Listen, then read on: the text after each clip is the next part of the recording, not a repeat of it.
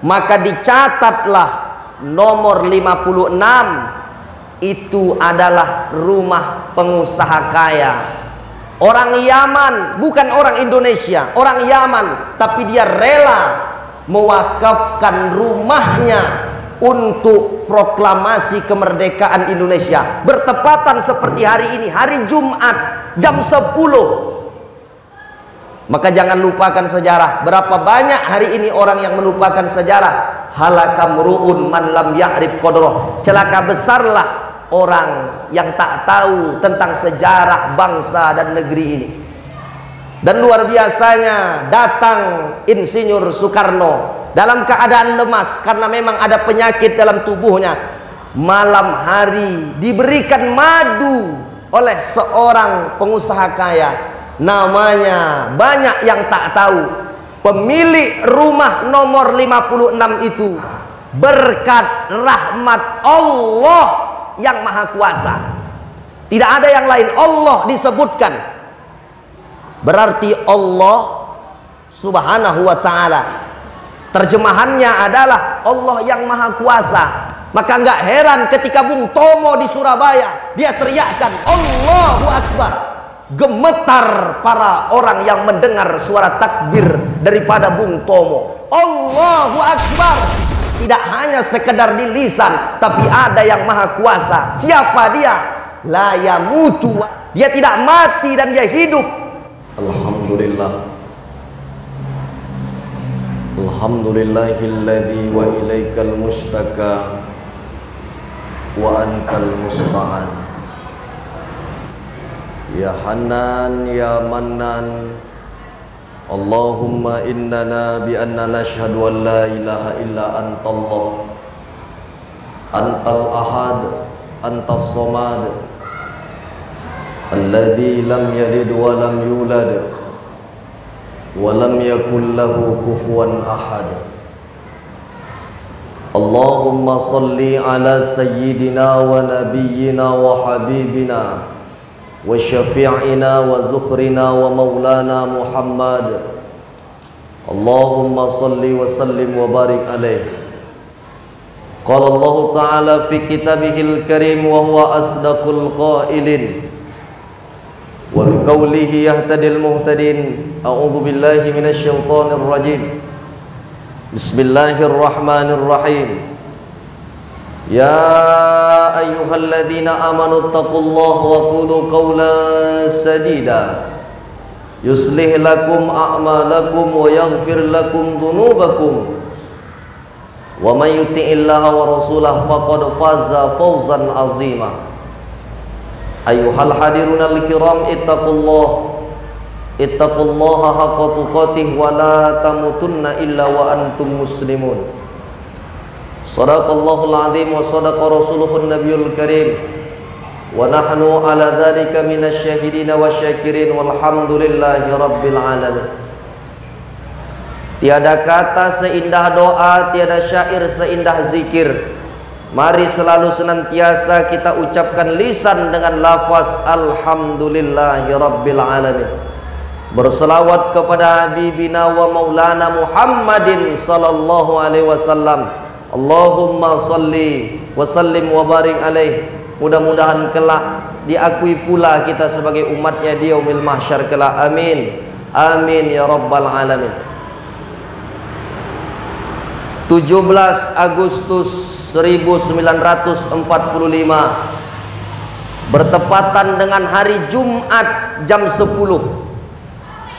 Dan jangan lupakan Jalan Pegangsaan nomor 56. Tetapi banyak di buku sejarah tak dijelaskan nomor 56 itu rumah siapa. Cuman dibilang di Jalan Pegangsaan nomor 56. Mohon maaf, kalau hanya sekedar jalan proklamasi 17 Agustus 1945, mohon maaf, berlangsung di jalan. Maka pentingnya alamat, karena itu menjelaskan tentang kedudukan. Maka dicatatlah nomor 56 itu adalah rumah pengusaha kaya. Orang Yaman, bukan orang Indonesia, orang Yaman, tapi dia rela mewakafkan rumahnya untuk proklamasi kemerdekaan Indonesia. Bertepatan seperti hari ini, hari Jumat jam 10. Maka jangan lupakan sejarah. Berapa banyak hari ini orang yang melupakan sejarah. Halaka mru'un man lam ya'rif qadroh. Celaka besarlah orang yang tak tahu tentang sejarah bangsa dan negeri ini. Dan luar biasanya datang Insinyur Soekarno dalam keadaan lemas karena memang ada penyakit dalam tubuhnya. Malam hari diberikan madu oleh seorang pengusaha kaya, namanya banyak yang tak tahu. Pemilik rumah nomor 56 itu namanya seorang Syekh Insinyur Faraj bin Marta. Seorang syekh dari Yaman namanya Insinyur Faraj bin Marta. Dia rela korbankan rumahnya, dia wakafkan. Datang Insinyur Soekarno dalam keadaan lemas, dikasih minum madu oleh pengusaha kaya tadi. Dan keesokan harinya badannya fresh. Lalu di sampingnya datang Bung Hatta, proklamasi. Maka sampai ujung berlanjut. Dan itu tidak lain adalah peran daripada ulama-ulama kita.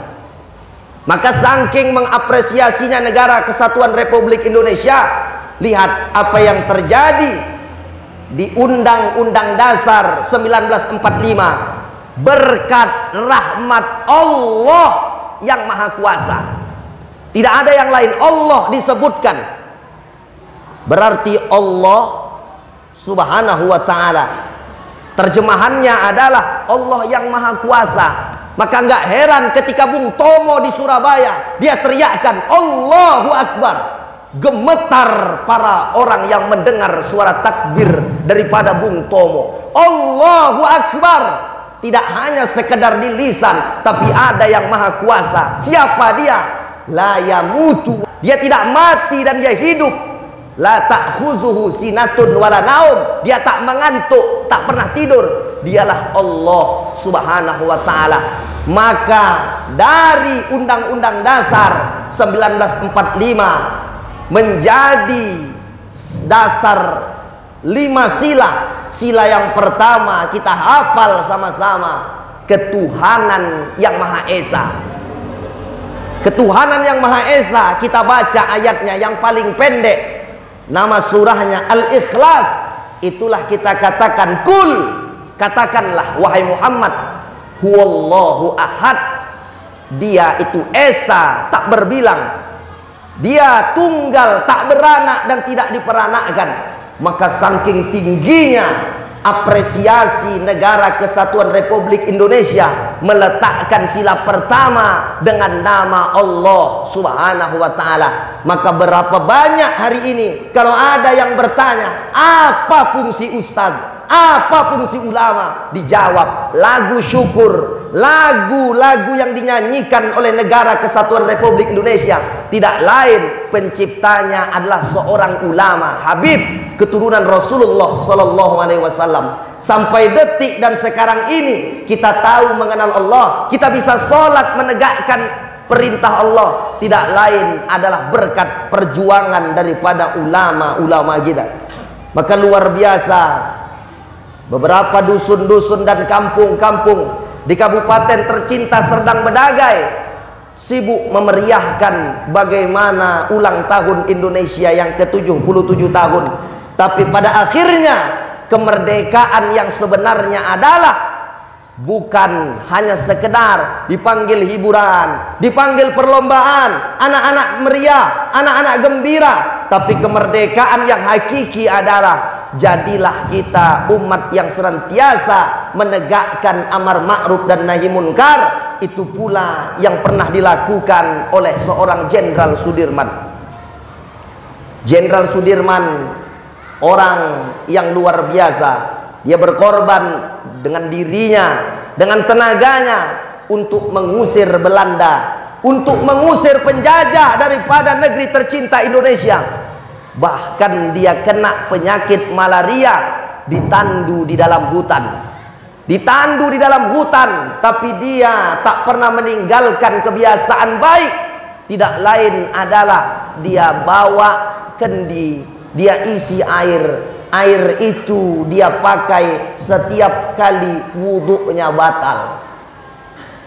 Jenderal Sudirman bintang 5, dia sholat tegakkan untuk Allah di dalam hutan, tak ada yang melihatnya, tapi dia tetap menegakkan sholat untuk Allah. Wudhunya batal, dia panggil ajudannya, aku mau berwudhu. Maka nggak heran ketika Belanda ingin menembak kepala Jenderal Sudirman, datang orang Indonesia menjadi inilah pengecut, pecundang. Dia memfitnah, dia kambing hitamkan. Maka datang orang Indonesia menjadi mata-mata Belanda. Dia bilang, Jenderal Sudirman ada di hutan, ayo kita tangkap. Datang Belanda ingin menangkap Jenderal Sudirman. Ketika ditanya, mana Sudirman? Itu Sudirman. Tapi Belanda sedikit pun tak nampak mana Sudirman. Apa kata Sudirman? Ayo kita berzikir mengingat Allah. Mereka berzikir mengucapkan la ilaha illallah, tiada Tuhan selain Allah. Mulutnya basah karena berzikir, mulutnya berucap Allah. Maka Allah senantiasa melindungi Jenderal Sudirman. Ketika Belanda mau menodongkan pistol senjatanya, Sudirman tak nampak. Maka yang menjadi pengadu domba, pengkhianat bangsa, ditembak mati di depan Belanda. Akhirnya apa? Jenderal Sudirman selamat dari tembakan Belanda. Apa yang membuat selamat? Dia tegakkan sholat menghadap kepada Allah. Apa yang membuat Jenderal Sudirman itu bebas? Tidak lain adalah dia mendawamkan wudhu. Wudhunya tak pernah batal. Lalu yang ketiga, dia berjuang tidak lain untuk negara kesatuan Republik Indonesia. Berapa banyak hari ini kita katakan Indonesia tanah surga, tongkat, batu, kail jadi tanaman. Tapi sayang, seribu sayang, berapa banyak anak-anak bangsa di negeri ini seperti pepatah Melayu, ayam mati di lumbung jagung. Ayam mati di lumbung jagung. Berapa banyak pekerjaan-pekerjaan yang seharusnya dinikmati oleh anak bangsa, tapi berapa banyak asing-asing masuk di negara kesatuan Republik Indonesia. Berapa banyak mereka yang kadang-kadang mendukung penuh, padahal mereka para pengkhianat bangsa. Mereka jadikan Indonesia sebagai tempat untuk menimbun segalanya. Maka andai dulu para proklamator NKRI ini hidup, maka menangis. Sebab apa? Hari ini berapa banyak orang yang sudah dihidupi oleh negara, dibiayai oleh negara, tapi masih mau menyulitkan para masyarakat Indonesia. Maka nggak heran ada lagu mengatakan syair, yang kaya makin kaya, yang susah makin susah. Sebab apa? Tidak lain adalah, dan Nabi mengatakan, sab'atun yuzilluhumullahu yawma la zilla illa zulluh. 7 golongan manusia yang nanti akan dilindungi dan dinaungi oleh Allah, yang pada masa itu tidak ada perlindungan selain daripada perlindungan Allah. Salah satunya adalah imamun adil, pemimpin yang adil. Maka kalau hari ini kita tidak menjadi presiden, kita tidak menjadi camat, kita tidak menjadi lurah, kita tidak menjadi kepala dusun, tapi paling tidak kita menjadi imam di tengah-tengah keluarga kita. Lusa, besok, kapan dunia ini akan Allah kiamatkan? Kullu ulaika kana anhu mas'ula. Semua akan disoal, semua akan ditanya, semua akan diperhitungkan oleh Allah. Bukankah kita baca ayatnya setiap malam Jumat? Al-yawma nakhtimu ala afwahihim. Pada hari itu mulut kalian kami kunci, kata Allah. Wa tukallimuna aydihim. Tangan-tangan mereka berbicara. Wa tashhadu arjuluhum bima kanu yaksibun. kaki kalian memberi kesaksian, tangan kalian berbicara. Padahal dulu di dunia, mulut ini yang pandai berbohong, mulut ini yang pandai berdusta, mulut ini yang pandai 1000 alasan. Tapi mulut itu pula yang Allah kunci. Tapi tangan yang tak bisa cakap, tangan itu pula yang memberi kesaksian di hadapan Allah Subhanahu wa ta'ala. Maka andai hari ini engkau menjadi ASN, engkau menjadi PNS, engkau digaji oleh negara Kesatuan Republik Indonesia, kalau ada masyarakat Indonesia kau susahkan, maka akan ada masanya nanti engkau akan dihinakan, engkau akan direndahkan. Kalau di dunia ini kau selamat, kau naik mobil plat merah, engkau pergi ke sana dapat anggaran, tapi akan ada masanya engkau yang menjadi pemimpin, jabatannya tak lama tapi hisabnya paling lama. Maka berkaca dari seorang pemimpin khalifah setelah meninggal Nabi, ada namanya Umar ibnul Khattab, seorang khalifah. Yang pertama khalifahnya Abu Bakar, yang kedua adalah Umar. Jadi Umar ibnul Khattab menjadi khalifah. Dia punya gubernur namanya Ammar bin As. Ketika Ammar bin As menjadi seorang pemimpin, dia jadi gubernur. Apa? Dia punya kantor istana yang mewah, megah. Tapi yang membuat dilema adalah ada orang Yahudi, gubuknya bersebelahan dengan istana yang dipimpin oleh Ammar bin As. Datang Ammar bin As ingin menghancurkan gubuk milik Yahudi. Lalu datanglah tadi Ammar bin As, wahai Yahudi, kami mau menyusut. Rasa-rasanya nggak layak rumah yang engkau hari ini miliki. Ini istana mewah, rumahmu kenapa reok? Kami ingin beli. Datang Yahudi, saya tak jual. Berapapun tuan ingin beli rumah saya nggak jual. Ammar bin As bilang, kalau kamu nggak jual, kami hancurkan ini. Kami tak peduli. Yahudi nangis. Ketika nangis dia berjalan. Kemana dia berjalan? Berjalan menuju Madinah, ingin menjumpai Khalifah Umar ibnul Khattab. Lalu di jalan dia berjumpa dengan seorang laki-laki yang sedang tidur di bawah. Teriknya panas dan dia berteduh di bawah pohon kurma. Lalu dia tanya, Tuan tahu dengan yang nama Khalifah Umar ibnul Khattab? Tahu? Ada perlu apa? Saya ingin mengadu. Mengadu apa? Saya ingin meminta keadilan. Keadilan apa? Rumah saya ingin dihancurkan. Sama siapa? Oleh gubernur Ammar bin As. Ammar bin As. Saya ingin menuntut keadilan. Kalau begitu, coba kamu ambil tulang yang ada di lubang sampah itu. Kamu ambil. Heran Yahudi tadi. Dia minta keadilan, kenapa malah dikasih tulang?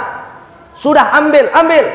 Datang Khalifah Umar ibnul Khattab, dia ambil pedang yang tajam, lalu dia gariskan di tulang itu. Lalu kau bawa lagi ini tulang, pergi kau ke Mesir, kau bawakan ini tulang, kau kasih sama Ammar bin As.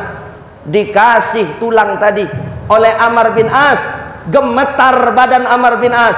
Kenapa? Karena yang menulis tadi adalah Khalifah Umar ibnul Khattab. Dia tulis tulang tadi dengan pedang, ujung pedang dia gariskan. Artinya apa? Hei Ammar bin As, jangan mentang-mentang engkau menjadi penguasa, jangan mentang-mentang engkau seorang Islam, dia Yahudi, tidak seakidah dengan engkau semena-menanya kepada mereka, tapi tegakkan keadilan. Kalau tidak, ku tebas kepalamu Ammar bin As dengan pedangku yang tajam. Dia dirikan ulang rumah Yahudi tadi. Padahal dia tak seakidah dengan kita, padahal dia tak Islam. Lalu apa kata Yahudi tadi? Ammar bin As, gubernur, itu ajaran siapa? Dari mana keadilan itu bisa ada? Ajaran ini adalah ajaran Habibina wa Maulana Muhammadin sallallahu alaihi wasallam. Kalau begitu, rumah ini, rumah gubuk reokku ini, kuserahkan untuk engkau. Engkau bangun negeri ini. Aku bersyahadat, asyhadu an la ilaha illallah wa asyhadu anna Muhammadar Rasulullah. Akhlak mulia yang ditunjukkan oleh pemimpin-pemimpin ketika berlandaskan dengan perjuangan NKRI, karena bersumber dari ulama-ulama kita, pecinta Rasulullah, keturunan Rasulullah, maka kalau hari ini ada orang-orang Islam, dia anti dengan Islam, yang anti sama Islam itu cuma satu, iblis. Kalau tak iblis, setan. Maka setan sangat gak suka dengan kumandang azan, sangat gak suka dengan kalimat-kalimat Islam. Maka tujuan daripada ulang tahun Negara Kesatuan Republik Indonesia tidak lain adalah mari tumbuhkan rasa kecintaan kepada agama. Kalau sudah cinta kepada agama, jangankan yang non muslim, jangankan di luar Islam, orang-orang itu pun akan selamat. Orang Islam itu, kata Nabi, kama sahlin nahli, seperti lebah. Lebah di mana hinggap tak ada ranting yang patah. Lebah hanya memakan madu, lebah hanya memakan yang manis, dan yang lebah keluarkan manis. Artinya orang Islam tak mau membuat keonaran. Orang Islam selalu memakan yang baik. Orang Islam selalu mengeluarkan yang baik. Maka andai hari ini kita punya pemimpin-pemimpin kita yang hari ini belum lurus jalannya, maka kita doa sama Allah, Allahumma rzuqna imaman adila. Ya Allah, minta kami pemimpin-pemimpinmu yang adil. Mereka bekerja di kecamatan, jadilah mereka yang senantiasa mengayomi kami. Mereka kerja di aparat kepolisian, di aparat apapun itu, jadilah mereka yang senantiasa mengayomi kami. Jangan rusak nilai-nilai kepercayaan masyarakat kepada Polri, kepada TNI. Sebab hari ini banyak-banyak berita yang masuk dan menggambarkan ketidakpantasan. Maka hari ini kita bermohon kepada Allah. Terlebih ini adalah bulan Muharram. Jarang-jarang Indonesia ini merdeka bertepatan dengan bulan Muharram. Dan bulan Muharram ini Allah katakan 4 bulan mulia di antara 12 bulan. Allah katakan di dalam surah At-Taubah ayat 36, A'udzubillahi minasyaitonir rajim. Inna iddatasy-syuhur indallahi 12 syahran. Sesungguhnya ada 12 bulan di sisi Allah. Minha arba'atun hurum, ada 4 bulan mulia. Satu di antara yang 4 itu Allah katakan apa? Bulan Muharram.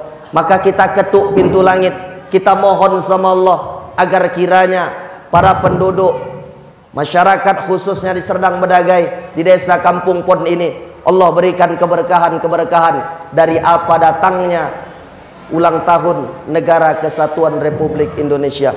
Ingat, jangan pernah lupakan sejarah bahwa pengorbanan dan perjuangan para pendahulu-pendahulu kita, mereka tak hanya mengeluarkan air mata, tapi darah, nyawa yang menjadi taruhannya. Kita hari ini hanya tinggal melanjutkan bagaimana estafet perjuangan bangsa ini.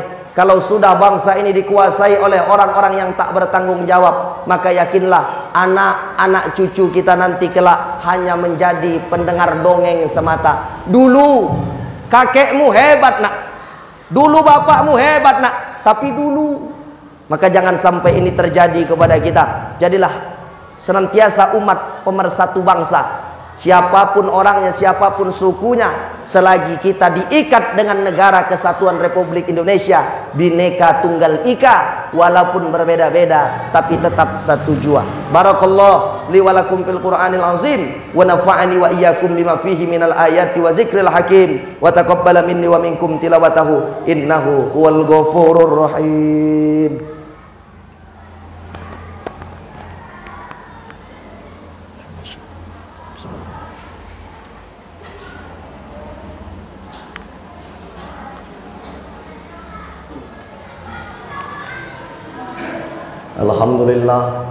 Alhamdulillahilladzi hadana li hadza wa ma kunna linahtadiya laula an hadanallah. Asyhadu an la ilaha illallah ya dzal jalali wal ikram wahdahu la syarika lah, wa asyhadu anna Muhammadan abduhu wa rasuluh alladzi la nabiyya ba'dah. Allahumma shalli ala sayyidina Muhammad wa ala ali sayyidina Muhammad. Qala Allah ta'ala fi kitabihil karim, a'udzu billahi minasyaitonir rajim. Bismillahirrahmanirrahim. Innallaha wa malaikatahu yusalluna 'alan nabiy ya ayyuhalladzina amanu sallu 'alaihi wa sallimu taslima. Ayuhal hadirunal kiram, ittaqullaha haqqa tuqatih wa la tamutunna illa wa antum muslimun. Allahumma fasholli wa sallim wa barik ala sayyidina Muhammad wa ala alihi tabi'in wa man tabi'ahum bi ihsanin ila yaumiddin wa radu anhum bi rahmatika ya arhamar rahimin. Allahumma ighfir lil muslimina wal muslimat wal mu'minina wal mu'minat al ahya'i minhum wal amwat innaka ala kulli syai'in qadir. Allahumma ja'al Indonesia ya Allah baldatan thayyibatan wa rabbun ghafur innaka ala kulli syai'in qadir. Allahumma ya muhawwilal ahwal hawwil ahwalana ila ahsanil hal. Rabbana zalamna anfusana wa illam taghfir lana wa tarhamna lanakunanna minal khasirin. Rabbana atina fid dunya hasanah wa fil akhirati hasanah wa qina adzabannar. Walhamdulillahi rabbil alamin. Ibadallah, innallaha ya'muru bil adli wal ihsan wa ita'i dzil qurba wa yanha 'anil fahsya'i wal munkari wal baghi ya'idzukum la'allakum tadhakkarun. Fazkurullahal adzim yazkurkum was'aluhu min fadlihi yutikum wad'u yastajib lakum wa la dzikrullahi akbar. Aqimis shalah.